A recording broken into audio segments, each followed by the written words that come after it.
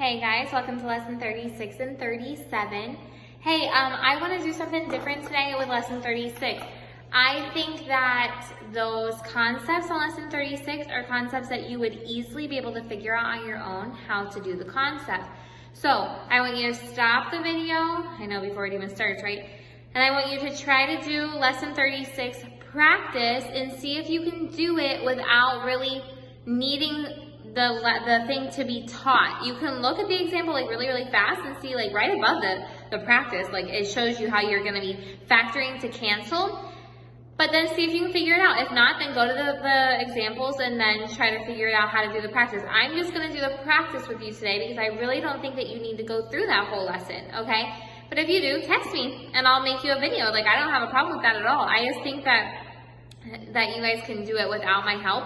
And obviously, if we can cut down on the time for your things, you not watching like a bazillion examples because we need to get through 2 lessons, I think you'll appreciate that. It'll be a little bit of variety. So go ahead and try that, and I'll do the practice. Okay, guys, so here we go. Letter A is x minus 9 over x minus 2. Why? Okay, well, first of all, you need to recognize that in the problem, it was divide. Well, remember, divide for fractions is flip-flop and multiply. So when I wrote the problems, I wrote it multiplying already. So I flipped these while I wrote them. And then I factored everything out, right? So the top is going to be x minus 3 times x minus 3. The bottom is going to be x plus 8 times x minus 3. The top is going to be x minus 9 times x plus 8. And x minus 2 times x minus 3. I cancel out everything I can cancel out. Remember, you can cancel out this way or cancel out diagonally. And you're left with x minus 9 over x minus 2. Then this one, same thing. I flipped it while I wrote it. Then I factor. This is going to be x plus 2 and x minus 2. Clear it, go. X plus 4 and x minus 2. This is going to be, take out the x first, and then you have to go keep factoring x minus 7 times x plus 3, x times x times 7, and then x minus 2. Cancel, cancel, cancel until you can't cancel anymore, and you're left with x plus 4 over x plus 3. Okay, have any questions? Let me know. Let's get into lesson 37. The 2 concepts in lesson 37 are really interesting. The first one's like a little bit of a chemistry thing, so they're word problems that you just need to set up like other word problems, okay? So let's go ahead and do that together, and I'll show you how to set them up. It says in example 1, the chemical formula for water is H2O. If we have 3,600 grams of water, 3,600 grams of water, what is the weight of oxygen? Where oxygen is 16 and H is valued at 1. Okay, so this is a ratio problem, you guys. Look, you have H, but you have 2 of them. O, 1 of them. When you have 1 molecule of water, you have 2 H's and 1 O, and you have your total, correct? Okay, so what do we have here? Well, it says we have 3,600 grams of water. Then what is the weight of oxygen when we have 3,600 grams? So 3,600 grams is going to be the total over here because the original total is what? It's this. Look, we have 2 H's. Well, it says right here in the problem that H is worth 1. You see the parentheses, O is 16, H is 1, right? So the weight of H is 1, but we have 2 of them, so it's 2. Originally, the weight of H is 2 in 1 molecule of water. But the weight of oxygen is 16. So you only have 1 oxygen, but it's worth 16, so you put 16 right here, which means the total weight of the H2O is 18. But now we're moving it to 3,600 grams, okay? So if we want to know now what the weight of oxygen is going to be, you're going to put x right here, and this is your ratio. 16 over 18 equals x over 3,600 in order to find your oxygen. So we're going to go crisscross and multiply.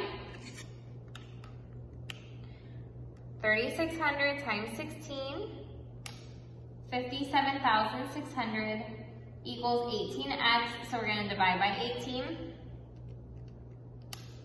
And 3,200 is your weight of oxygen. Okay, so again, look what we do. We just do ratios.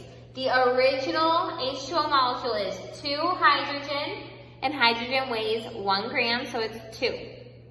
Then 1 oxygen, but that 1 oxygen weighs 16 grams, so it says right there in the parentheses, so that's 16.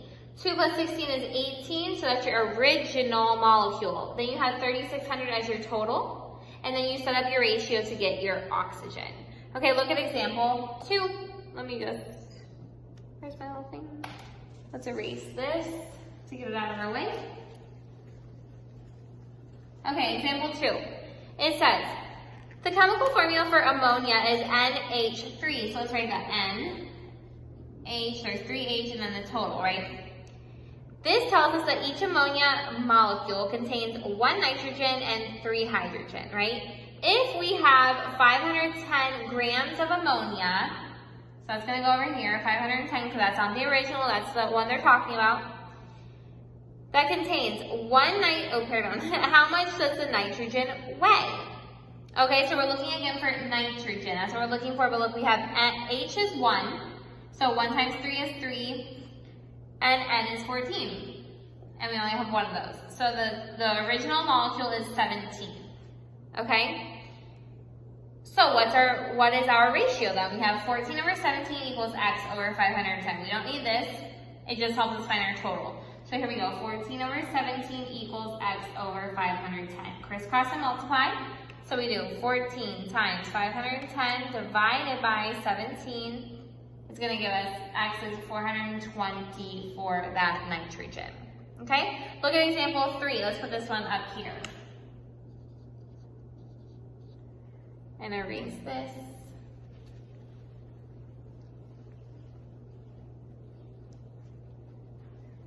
Okay, it says, the formula for ammonia chloride is NH4 and Cl for chloride. This means that in 1 molecule of ammonium, there is 1 atom of nitrogen, 4 atoms of hydrogen, and 1 atom of chlorine. How many grams of chlorine are there in 1,060 grams of ammonia chloride? So we have, there you go. Whee! So the total for the one that they're talking about is 1,060. Let's see the original stuff. Nitrogen is 14, hydrogen is 1, but there's 4 of them, and chlorine is 35. So in total, you have 4 plus 4 is 8 plus 5 is 3, and then 1 is 2 is 53, right? Okay, so you have 53. Someone tell me that that's right. Is that right? Okay, good. And then we're looking for the weight of chlorine. So good, it's right there. There's our ratio that we're going to be working with. 35 over 53 equals X over 1,060. So we crisscross and multiply. 1,060 times 35 equals 37,100 divided by 53. It's going to give you 700 for your chlorine, which is right. Okay, it's all about ratios, it's all about plugging in where you need to go. Let's talk about parallelogram. Okay, I know you guys are going to look at these, some of you guys are going to look at these and say like, I want to, okay? I guess I'm always thinking that you guys are thinking that because Algebra 2 can sometimes be like complejo or can be like multi-stepped, right? Okay, but come on, we can do it, it'll be fun. Okay, but some of you guys I know enjoy it, even if you don't tell me that you enjoy it. Actually, I think each one of you guys enjoy it, but you just don't want to tell me. Okay, so here we go. Look, this one's super easy to solve because of all the cool relationships in them. Look what it says. ABCD is a parallelogram.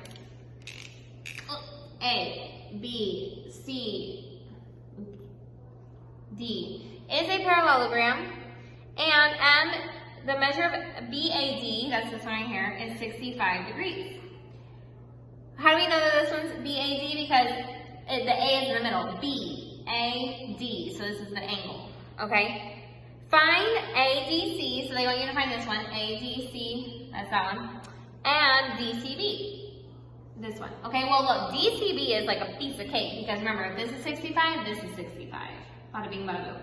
Now, the other cool thing is that it's 180 minus 65 is going to give you these two. So 180 minus 65 is 115. So D is 115, and if they wanted to know that one, it'd be 115 too, but they didn't ask. Okay, so there's your angles. But then it says also find X and Y. Well, other cool relationship is that this is equal to this, and this is equal to this. So just Y plus 7 equals 4, this equals this, and X plus 2 equals 7. Oh, cool. So you do Y equals -3. And X equals 5. Bada bing, bada boom. There you go. Here we go, let's do example. Okay, let's use our relationships that we already know to see if we can find x and y in this problem. Look at it. Don't look at the explanation. Look at it and see if you know what to do.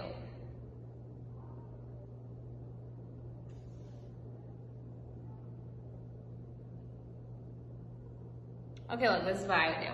We already know that this and this are going to be equal to each other, right? That this and this equal each other. It's because they're opposite angles from each other, right? In a parallelogram. So what I would do is do 10x.